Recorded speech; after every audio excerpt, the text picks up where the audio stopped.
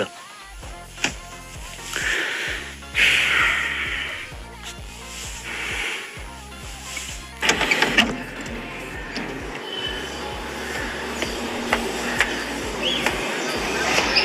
साउजी बाथरुममा नुहाउनु छिरेको देखिदेखि कस्तो पानी निभाइदिनु भएको?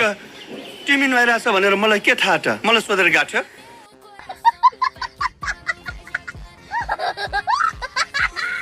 मैले हक्दा मुद्दा पनि तपाईँलाई सोधेर जानु पर्ने?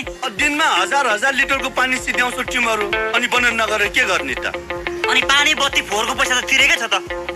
पैसा तिरेर मात्र हुने भइजाबे त मलाई पनि के चाहिएको थियो नि। साउजी तपाईँ पानी खोलिदिने हो कि होइन? कि म ट्याङ्की भित्र छिरेर नुहाइदिउँ?